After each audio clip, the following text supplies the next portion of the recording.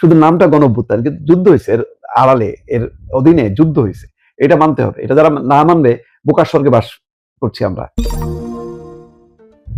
আজকে খবরের একটা শিরোনাম দেখে ভাবছিলাম যে শেখ হাসিনা নিজে শুধু ধ্বংস হননি, তার পরের প্রজন্মের যারা আওয়ামী লীগের পতাকা উপরে তুলে নিয়ে সামনে এগোবে, দলকে নিয়ে যাবে, দেশকে এগিয়ে নিয়ে যাবে, তাদেরকেও একেবারে শেষ করে দিচ্ছেন।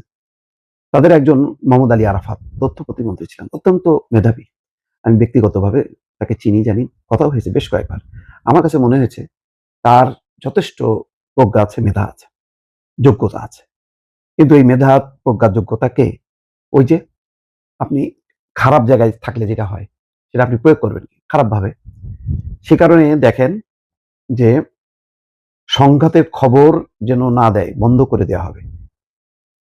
মানে ওই শেষ মৌসুমের শেখ হাসিনার পতনের জুলাইয়ের অভ্যুত্থানের খবরাখবরগুলো, যাতে ওই সময় আন্দোলনের যেই পরিস্থিতি, তখন তো পুলিশ সরাসরি গুলি চালাচ্ছিল, সরকারি বাহিনী এবং যুবদল, যুবলীগ, ছাত্রলীগ সবার হাতে ছিল অস্ত্র।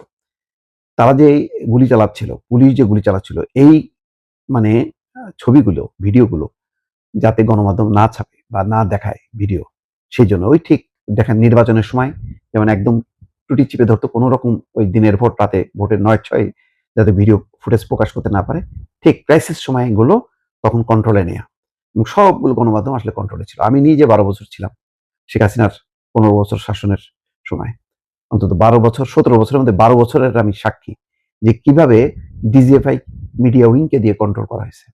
মানে শেখ হাসিনার আমলটা ছিল আসলে আধা সামরিক তন্ত্র একেবারে। মানে এটা কি সামরিক তন্ত্র নাকি গণতন্ত্র, এটা বোঝা মুশকিল। কারণ মিডিয়া কন্ট্রোল করতো সামরিক বাহিনীর ওই যে ডিজিএফআই মিডিয়া উইং। আমি নিজের সাক্ষী, সমস্ত তখনকার যত নির্দেশনা সব আসতো মিডিয়া উইং থেকে। এবং মানে 3টা টেলিভিশনের জন্য একজন করে ক্যাপ্টেন, মেজর পদমর্যাদার কর্মকর্তাকে নিয়োগ দেওয়া হতো মনিটরিং করার জন্য। কোনো উপায় ছিল না, এমন একটা পরিস্থিতি। 2018 নির্বাচনের আগে আমার প্রতি সমস্ত রকম নির্দেশনা বন্ধ করে দেয় তারা। তারা বুঝতে পারছে যে আমি নিরপেক্ষ নির্বাচনের জন্য সোচ্চার থাকবো। ফলে মানে তখন থেকে আমার বাদ দেওয়ার প্রক্রিয়া শুরু হয়। তারপরে 2018 নির্বাচনের পর 2020 আমাকে চলে যেতে হয়েছে। আর আমি নির্বাচনটা তখন পুরোটাই সময়টাই আমি বাইরেই কাটিয়েছি। যাক, বলা হচ্ছে যে ওবায়দুল কাদের বলতেছে টেলিফোনে, এবং আপনারা নিশ্চয়ই অডিওটা শুনছেন, আজকে যেন কোনো সংঘাতের খবর না দেয়। জবাবে মোহাম্মদ আরাফাত বলছেন, আজকে যদি কোনো ক্ল্যাশের অর্থাৎ সংঘাত বা মারামারির ভিডিও ফুটেজ বা ছবি দেখায় টেলিভিশন চ্যানেলগুলো, ওদেরকে এনিমি অব দ্য স্টেট, চিন্তা করেন, এনিমি অব দ্য স্টেট অর্থাৎ রাষ্ট্রের শত্রু হিসেবে ডিক্লেয়ার করা হবে এবং সারা জীবনের জন্য বন্ধ করে দেওয়া হবে। মানে কোন পর্যায়ে চলে গেছিল তাদের, মানে এক ধরনের যুদ্ধ, মানে মানুষের বিরুদ্ধে তখন তারা যুদ্ধ করছে। এবং এই তরুণ নেতা মন্ত্রীরা তখন ওই শেখ হাসিনার কারণে এই পর্যায়ে নামছে। তখন কিসের গণমাধ্যমের স্বাধীনতা, কিসের কি, তখন হলো হলো নিজেরা বাঁচো, সরকারকে রক্ষা করতে হবে।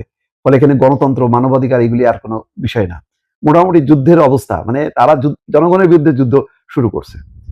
গণ অভ্যুত্থানের সময় ওবায়দুল কাদের, মোহাম্মদ আলী আরাফাতের মুঠোফোনে কথোপকথন, এসব বিষয় উঠে এসেছে। আন্তর্জাতিক অপরাধ ট্রাইব্যুনাল 2 এর কার্যক্রম, নিষিদ্ধ আওয়ামী লীগের সাধারণ সম্পাদক ওবায়দুল কাদের এবং মোহাম্মদ আলী আরাফাতের অডিও কথোপকথন উপস্থাপন করেন প্রসিকিউটর গাজী মনোয়ার হোসেন।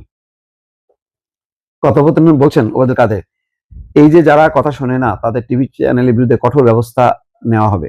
জবাবে মোহাম্মদ আলী আরাফাত বলছেন, ওই যে অফ করে দিছি গতকাল 2-1টাকে, আজকেও বলে রাখছি যে গুলো শুনবে না, অফ করে দিবে সাথে সাথে। এবং আমি একটা জায়গায় শুনলাম যে এদেরকে বলে রাখছে বঙ্গবন্ধু স্যাটেলাইটকে, মানে তার নির্দেশের অপেক্ষা না করেই বন্ধ করে দিতে হবে।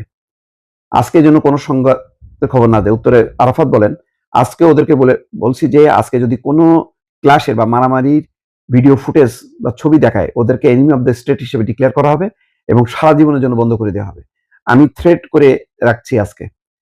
আর ওই যে বঙ্গবন্ধু স্যাটেলাইট, ওনাকে বসায় রাখছি যে আপনি কনস্ট্যান্টলি দেখবেন যে টিভির ক্লাসের ছবি দেখাবে, সাথে সাথে অফ করে দেবেন, আমার কোনো পারমিশনের মেসেজ পাঠাবেন না। আমাকে মানে পারমিশনের জন্য কোনো মেসেজ পাঠাবেন না, আপনাকে ঢালাও পারমিশন দিয়ে রাখলাম, আর উইদাউট মাই পারমিশন ওটা অন করবেন না। আর এই ব্যবস্থা নিয়ে রাখছি কাদের ভাই আজকে, চিন্তা করেন আর কি শুনবেন।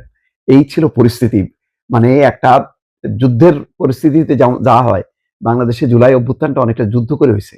সুতরাং এই কারণে ওই যে পুলিশ মারা গেছে, মানুষ মারা গেছে, এটা স্বাভাবিক, কারণ এটা তো লড়াই, যুদ্ধ এক ধরনের।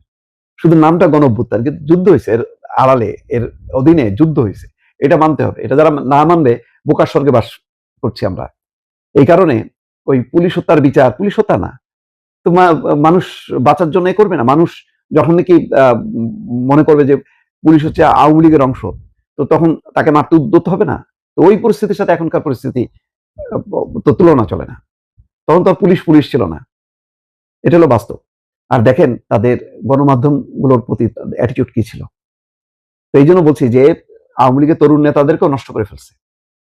ফলে আজকে এই তরুণ মেধাবীরা, আজকে তারেক রহমান যেমন নতুন করে বিএনপি রাজনীতি শুরু করছে, এই তরুণ নেতারা কিন্তু আওয়ামী লীগের উত্তরাধিকার হিসেবে আওয়ামী লীগকে বিএনপির বর্তমান যে এক ধরনের মানবিক রাজনীতি, তার সাথে একটা সামঞ্জস্য বিধান করে একটা রাজনীতি করতে পারতো, এতে গণতন্ত্র সমৃদ্ধ হতো। গণতন্ত্র যদি সমৃদ্ধ না হয়, তাহলে মৌলবাদ, সাম্প্রদায়িকতা, এই রাজনীতিটা মাথাচাড়া দিয়ে উঠবে। এইটা আওয়ামী লীগের মাথার মধ্যে কোনোভাবেই ঢুকছে না।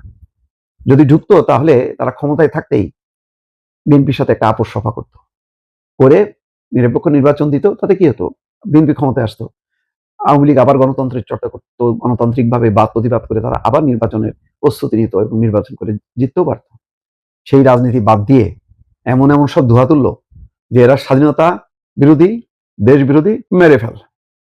এই ছিল একটা নিশ্চিহ্নকরণের রাজনীতি। এটা প্রায় সাদাত হোসেন বলতেন, সাবেক মন্ত্রী পরিষদ সচিব, উনি করোনার সময় ইন্তেকাল করেছেন।